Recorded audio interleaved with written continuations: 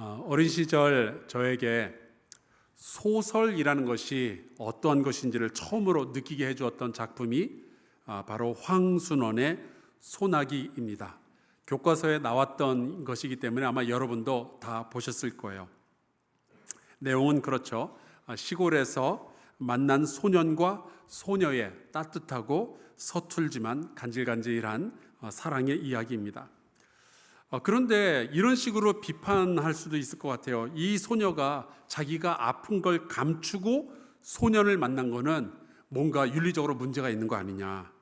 또 소녀가 넘어져서 무릎을 다쳤을 때 소년이 치료해 준 방식은 오히려 2차 감염의 위험이 있었던 거 아니냐.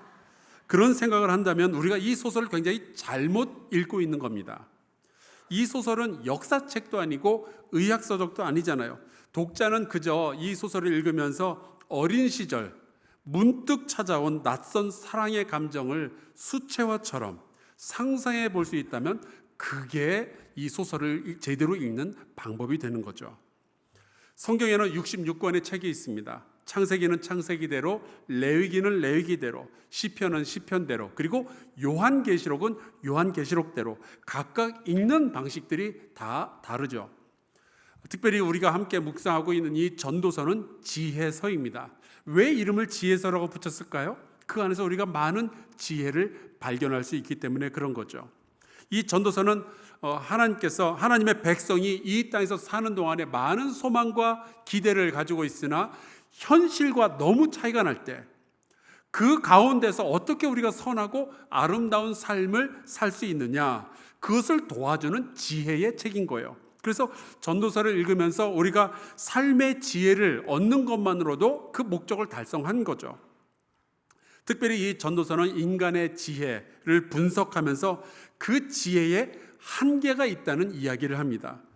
열심히 일하면 행복하게 살 수 있지 않느냐라는 상식적인 지혜가 있지만 전도서는 결국 끝에 가면 다 죽고 아무것도 안 남는 거 아니니? 라고 이야기를 하는 거죠. 인간의 즐거움이라는 것은 참 좋은 것이지만 결국 다 헛되다.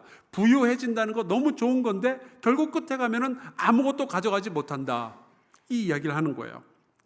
오늘 우리가 7장의 중간 부분을 읽었지만 그 앞에 나오는 구절들을 읽어보면 우리가 익히 들어봤을 법한, 어디선가 들어봤을 법한 지혜의 이야기들이 담겨져 있죠. 1절부터 같이 볼까요? 좋은 이름이 좋은 기름보다 낫다. 성경에서 보면은 이 기름이라는 것은 사실 부요함의 상징이었습니다.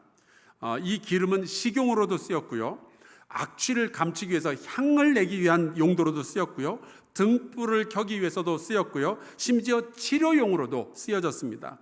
머리에 바르는 화장품으로 쓰여진 건 물론이고요.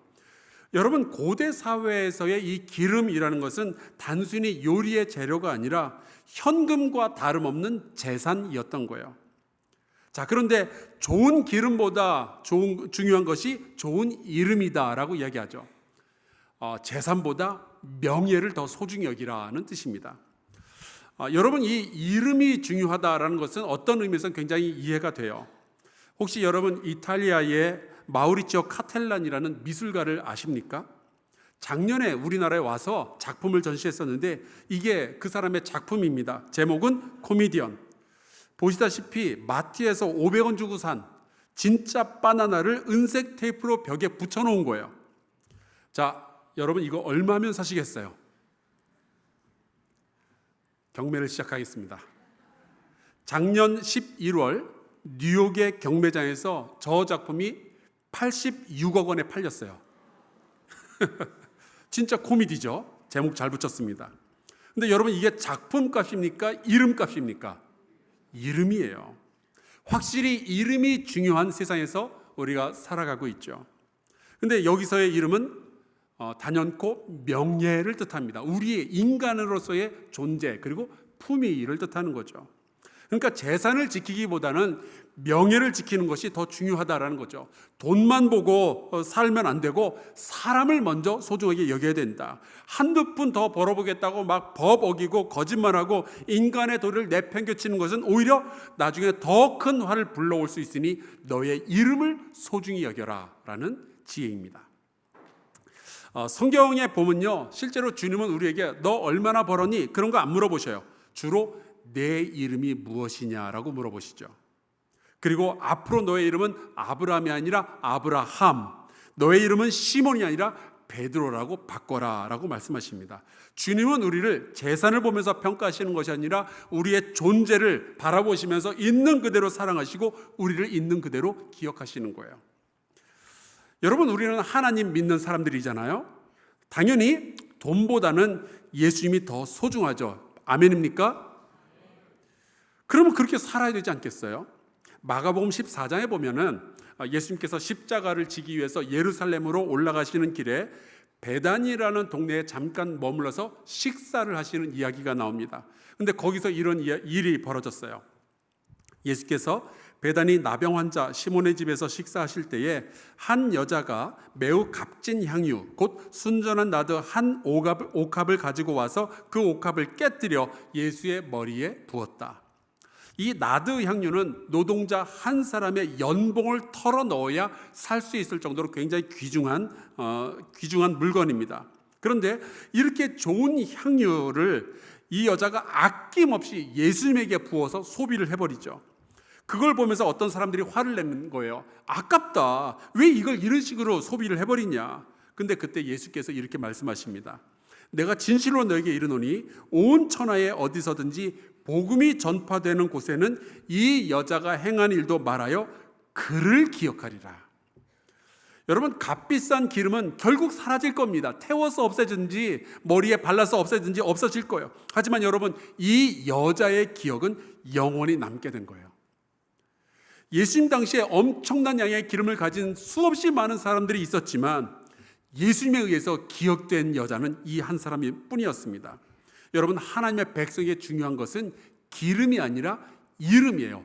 재산이 아니라 품이고 여러분의 존재입니다. 또 1절의 뒷부분을 볼까요? 죽는 날이 출생하는 날보다 나으며. 죽는 날이 출생하는 날보다 낫다는 말씀은 그렇게 사느니 죽으란 뜻이 절대로 아닙니다.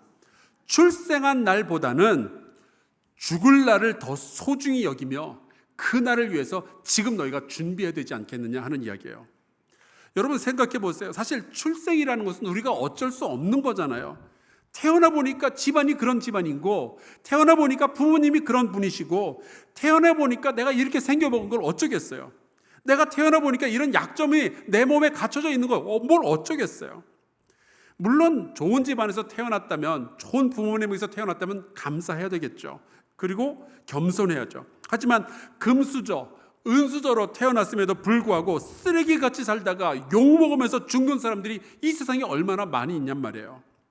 여러분, 어려운 환경에서 태어났을지라도 정말 선한 영향력을 끼치며 살다가 축복 가운데 이 세상을 떠나가는 것, 여러분, 그게 정말로 중요한 겁니다. 그래서 전도자가 이런 이야기를 해요. 2절, 초상집에 가는 것이 잔치집에 가는 것보다 나으니 모든 사람의 끝이 이와 같이 됨이라. 산자는 이것을 그의 마음에 둘지어다. 비천하게 태어났다고, 우리 집안이 가난한 데서 태어났다고 한숨과 우울함으로 누군가와 비교하면서 나는 왜 이 모양이냐고, 나는 왜 흙수저냐고, 그런 식으로 인생을 파괴하는 방식으로 살아가는 것이 아니라 나에게 주어진 바로 이것을 은혜로 여기고 오늘 멋지게 노력하며 내일을 위해서 도전하고, 그래서 주변에 많은 사람들에게 소망을 심어주는 인생이 얼마나 더 멋있냐 하는 거죠. 여러분, 우리가 울면서 태어났을지라도 이 세상을 떠날 때는 웃을 수 있게 되기를 주의 이름으로 축원합니다. 그게 더 선하고 복된 인생이며 예수 믿는 사람들의 인생이 되는 거죠. 자, 이제 5절을 볼까요? 지혜로운 사람의 책망을 듣는 것이 우매한 자들의 노래를 듣는 것보다 나으니라. 유명한 클래식 오페라 같은 걸 보러 갈 때 많은 사람들이 옷을 깔끔하게, 때로는 이제 정장까지 입고 갑니다. 그런데 베르디의 라트라비아타에 나오는 축배의 노래 다다다다다다 아시죠? 근데 그 노래가 너무 멋있는데 가사를 들어보면 이렇게 돼요. 마시자 마시자 덧없이 가는 시간 쾌락으로 마음껏 채워보자. 음악은 인류인데 가사는 완전 삼류예요. 그런데 이런 노래를 들으러 양복까지 갖춰 입었다는 게 자존심이 상할 정도입니다. 그런데 우리는 본능적으로 이런 종류의 이야기, 이런 종류의 노래를 좋아하고 있죠. 기와이만 칭찬을 더 듣고 싶고, 너 잘하고 있다고 노르라고 쉬라고 마음껏 네가 원하는 대로 살라고 그런 이야기를 더 듣고 싶어 합니다. 그런데 그렇게 듣고 좋은 이야기를 듣다가 나의 멸망을 보지 못하면 이거야말로 멍청한 일이다라는 거죠. 몇 년 전에 그 돈 스파이크라는 그 대중음악하는 사람이 마약을 하다가 잡혔어요. 그리고 감옥에 갔습니다. 근데 최근에 이 사람이 한 매체를 통해서 인터뷰를 했는데 그런 말을 해요. 만약에 그때 경찰에게 붙잡히지 않았으면 자기는 지금쯤 죽어서 시체가 되었을 거라고요. 마약 중독자가 되어서. 그러니까 그를 죽음에서 살렸던 것은 친한 친구들의 좋은 이야기가 아니었고요.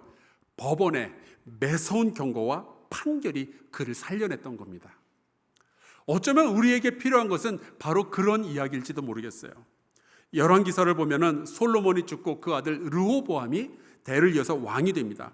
그때 백성의 대표들이 찾아와서 세금을 좀 줄여달라라는 부탁을 하게 되죠.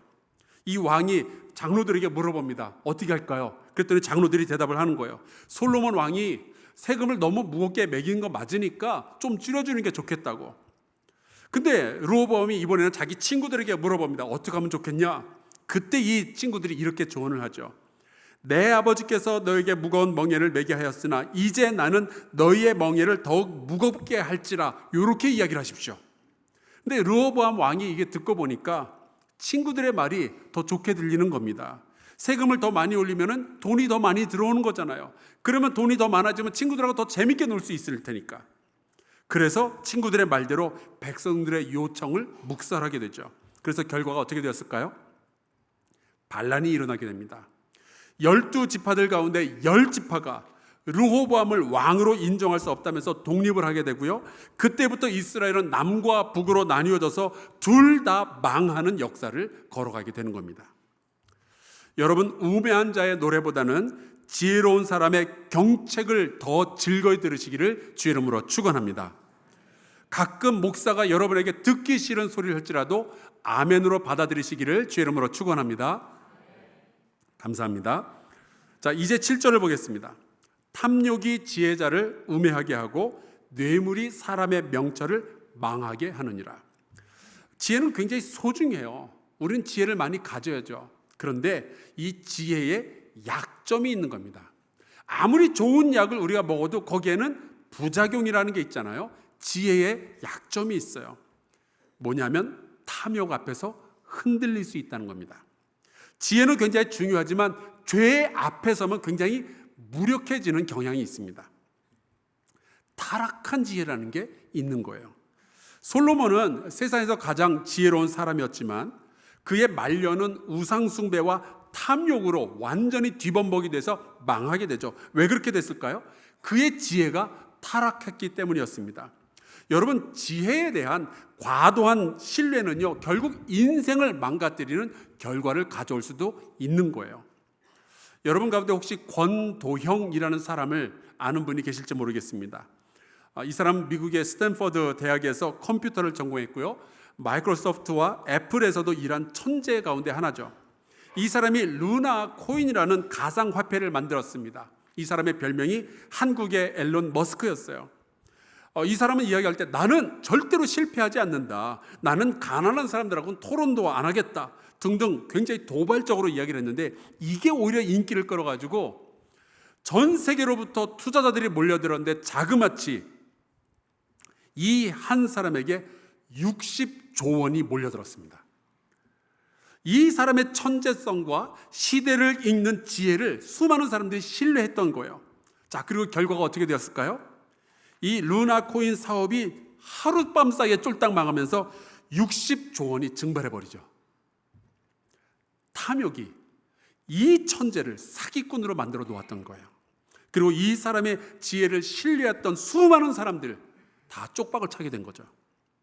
들리는 말에 의하면은 이 사람은 지금 미국 뉴욕에 있는 법정에서 재판을 받는 중인데 아마도 벌금이 6조 원에 달할 거라 그래요. 그리고 징역형을 받을 건데 자그마치 130년.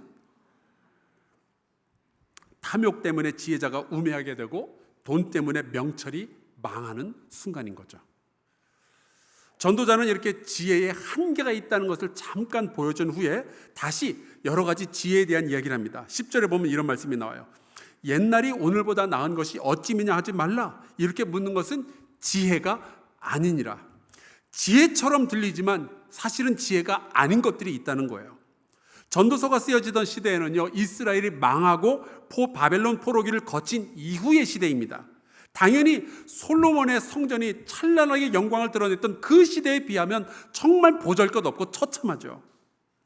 그렇다고 해서 옛날이 더 좋았었는데 그렇게 비교하며 누구 때문에 이런 일이 벌어졌다라고 비난하는 것, 그건 지혜가 아니라 바보 같은 일이라는 거예요. 과거를 추억하면서 그 자리에 멈춰 있는 것이 아니라 힘들지라도 미래를 향해서 한 걸음 내딛는 것이 더욱 지혜로운 일이고 그것이 낫고 선한 일이라는 거죠. 여러분의 과거에 어떤 일들이 벌어졌는지는 모르겠으나 여러분 이제 과거는 잊어버리고 미래를 향하여서 나아가는 저와 여러분 될 수 있기를 주의 이름으로 축원합니다. 전도자는 계속해서 이렇게 좋은 지혜들, 더 선한 삶을 사는 선택에 대해서 이야기를 하는 거예요. 자, 11절 12절을 보겠습니다. 지혜는 유산같이 아름답고 햇빛을 보는 자에게 유익이 되도다. 지혜의 그늘 아래에 있음은 돈의 그늘 아래에 있음과 같으나 지혜에 관한 지식이 더 유익함은 지혜가 그 지혜 있는 자를 살리기 때문이니라. 지혜는 아름답다. 얼마나 멋진 말이에요. 그래서 그럴까요? 저희 교회 교적을 들춰봤는데 지혜라는 이름을 가진 여자 성도가 20명이에요. 그만큼 우리가 지혜가 좋은 거죠. 그런데 전도서를 읽다 보면 뭔가 좀 찜찜해요. 왜냐하면 그동안 전도서는 좀 상식적인 이야기에 대해서 뭔가 삐딱하고 까칠하게 대했었잖아요. 다 헛되다. 다 헛되다. 지혜 좋지. 그런데 헛되다. 부유함 좋지. 근데 헛되다. 다 그런 식으로 얘기를 했잖아요. 그런데 명예를 소중히 여겨라. 죽음을 준비하라. 과거보다는 미래를 소중히 여겨라. 지혜는 아름답다. 이렇게 뭔가 정석 플레이를 계속하는 게 좀 전도서답지 않다라는 생각을 하게 됩니다. 그런데 아니나 다를까 13절부터 드디어 전도서다운 모습을 갖추고 이야기를 하는 거예요. 그 지혜라는 것의 한계를 드러내기 시작하죠. 전도자가 이런 관찰을 합니다. 하나님께서 행하시는 일을 보라. 하나님께서 굽게 하신 것을 누가 능히 곧게 하겠느냐. 지혜가 좋은 건 맞아요. 하지만 인간의 지혜가 모든 문제에 대한 해답이 될 수는 없다는 이야기입니다. 지혜가 하나님의 뜻을 꺾거나 하나님의 섭리를 바꿀 수는 없다는 이야기예요. 아무리 기름보다 이름이 소중하다면서 지혜롭고 명예로운 선택을 한다 할지라도 지진을 막을 수도 없고 태풍을 막을 수도 없는 거잖아요. 아무리 건강을 챙기는 의사의 조언을, 지혜로운 조언을 듣는다 할지라도 노화와 죽음까지 막을 수는 없는 거잖아요. 제가 미국에서 알게 된 한인 부부가 있습니다. 남자분은 델타 항공의 직원이었고요. 그 집에 그 아들 하나, 딸 하나가 있었는데 아들은 웨스트 포인트라는 그 사관학교에 갔고요. 딸은 예일 대학에 갔다가 시험을 보고 변호사가 되었습니다. 그래서 다들 어떻게 그렇게 자식을 잘 키웠냐면서 그 부모님들의 지혜에 다들 칭찬을 하고 부러워하고 그랬죠. 근데 그 딸이 대학을 졸업하고 변호사 시험에 합격하고 캘리포니아에 친구들과 여행을 갔다가 교통사고가 나서 현장에서 죽었어요. 그 장례식에 저는 정말 드릴 말씀이 없더라고요. 그저 같이 슬퍼하고 울어주는 것 말고는 아무것도 할 게 없었습니다. 근데 나중에 시간이 지나서 그분들이 저에게 그런 이야기를 하시는 거예요. 이렇게 허무하게 딸이 세상을 떠나고 나니까 그 아이가 우리와 함께 했던 모든 시간이 자기들의 지혜나 실력의 결과가 아니라 하나님의 은혜였다는 것을 깨닫게 되었습니다. 그 딸을 선물로 주신 하나님께서 그 딸을 다시 데려가시는데 우리가 뭘 어떻게 할 수 있겠냐는 거예요. 인간의 지혜로 할 수 있는 것이 아무것도 없었던 거죠. 전도자가 바로 그걸 깨달은 거예요. 여러분, 우리는 은혜로 살고 있었던 겁니다. 그래서 전도자가 이렇게 이야기를 해요. 형통한 날에는 기뻐하고 곤고한 날에는 되돌아보아라. 이 두 가지를 하나님이 병행하게 하사 사람이 그의 장래일을 능히 헤아려 알지 못하게 하셨느니라. 물론 살다 보면 우리의 삶에는요 형통한 일들이 벌어지게 됩니다.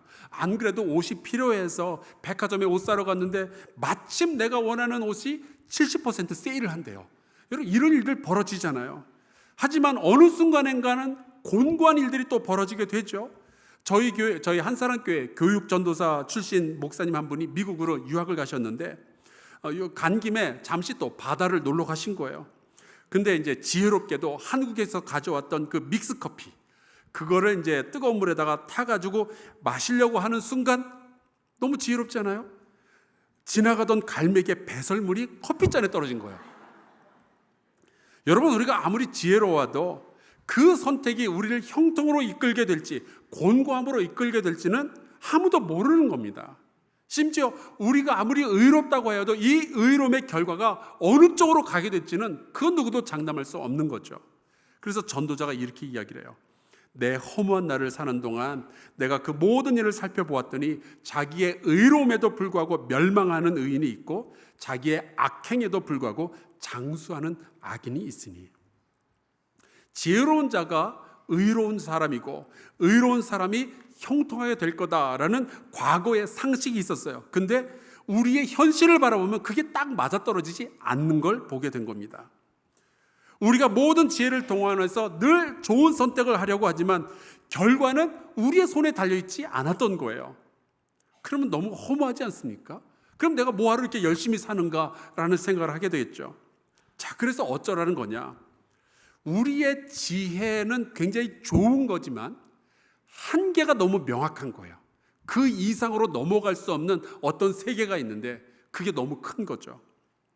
그리고 여기에서 정말 수수께끼 같은 구절이 등장하게 됩니다. 16절 17절이에요.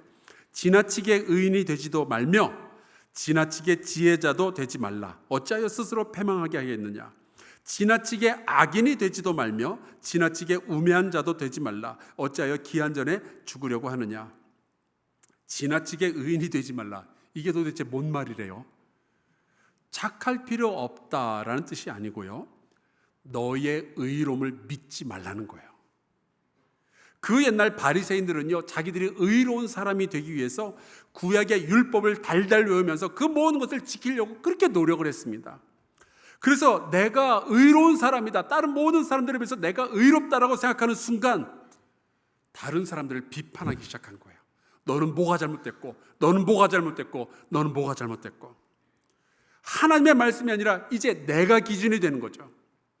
당연히 모든 사람들은 나를 존경해야 될 것이고 하나님은 나에게 복을 주셔야 될 것이고 나는 오랫동안 건강하게 살게 될 거다라는 기대를 하기 시작한 겁니다. 하지만 여러분, 인간의 의로움은 그 사람의 영혼을 구원할 힘이 없는 거예요.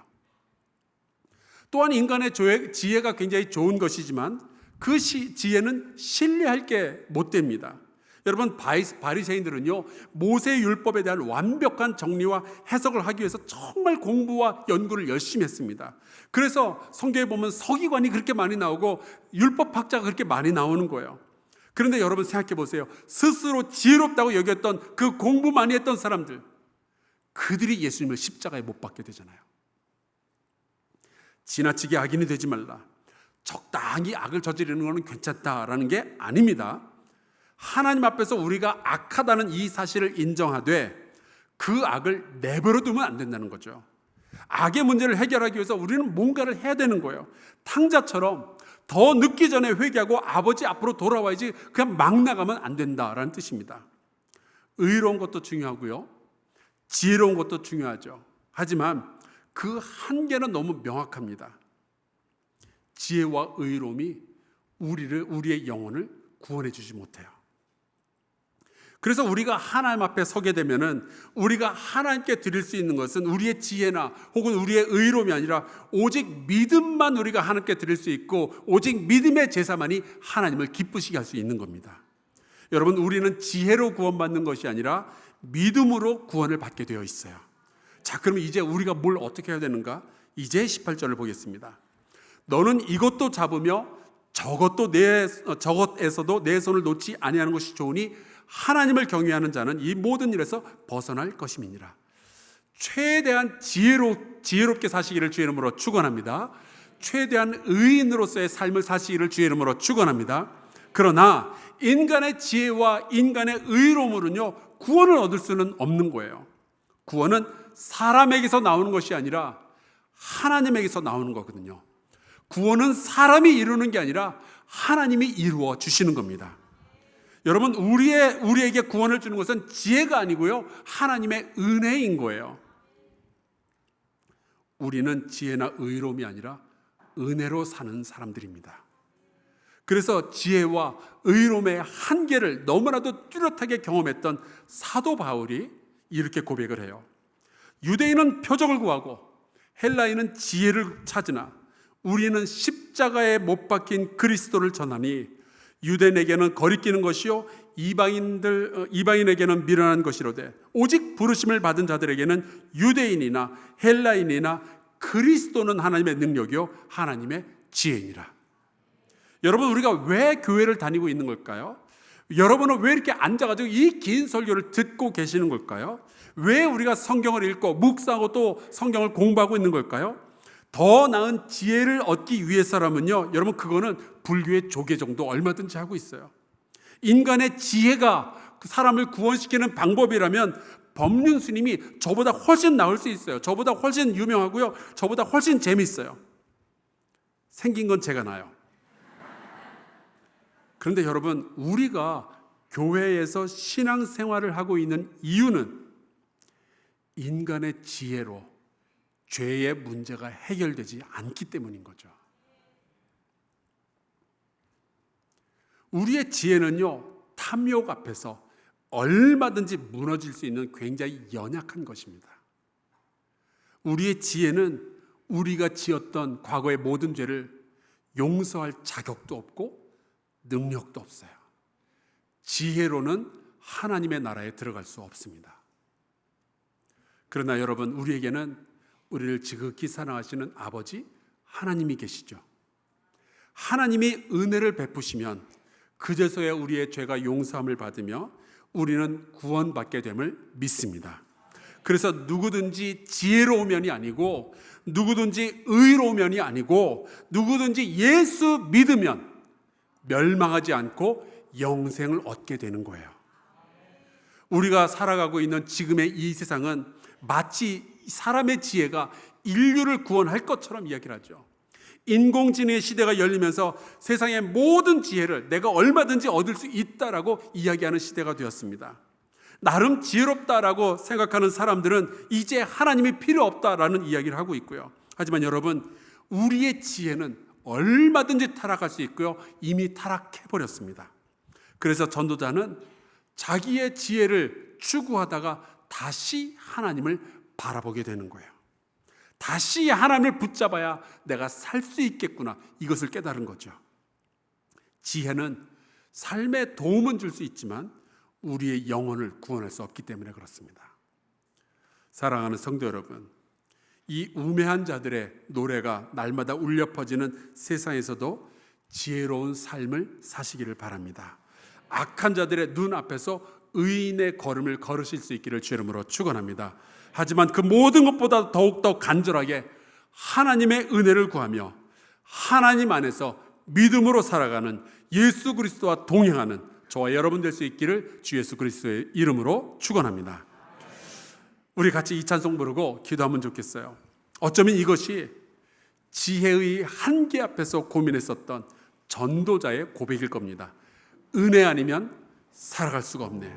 나의 모든 것 다 주께 맡기니 참된 평안과 위로 내게 주신 주 오직 예수밖에 없네. 우리 같이 이 찬송 부르고 기도하도록 하겠습니다.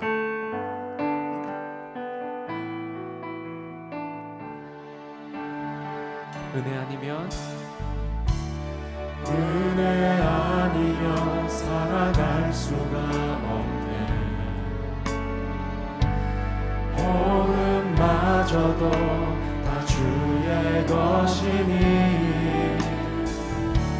세상 평안과 위로 내게 없어도 예수, 오직 예수뿐이네. 그 신계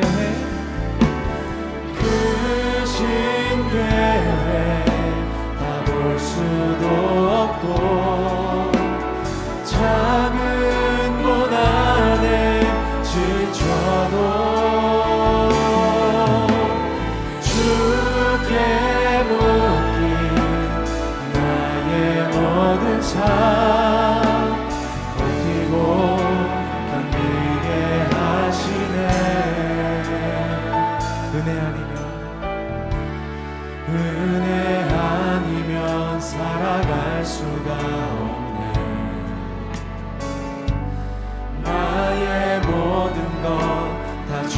주께 맡기니 참된 평안과 위로 내게 주신 주 예수 오직 예수뿐이네. 우리 같이 이 시간 마음을 아파해서 통성으로 기도할까요? 이렇게 기도하면 좋겠습니다. 하나님, 우리에게 지혜를 허락하여 주시옵소서.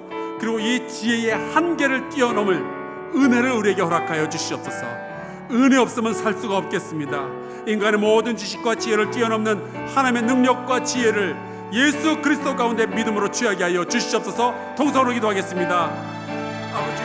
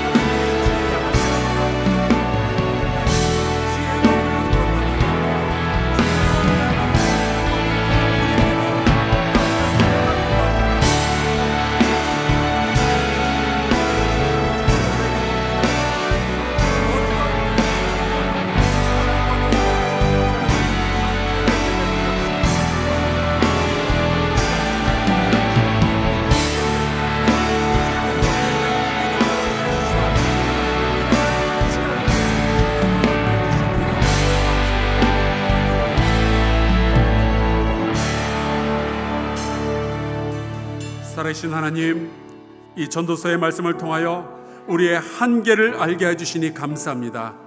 아버지, 우리를 지혜롭게 하시되 하나님께 더욱 소망을 두게 하여 주시옵소서. 우리를 의롭게 하시되 하나님을 향한 믿음이 더욱 깊어지게 하여 주시옵소서. 우매함과 교만의 어둠 속에서도 믿음의 자녀로서 살아가도록 주님 우리에게 날마다 은혜를 베풀어 주시옵소서. 예수 그리스도의 이름으로 기도하옵나이다. 아멘.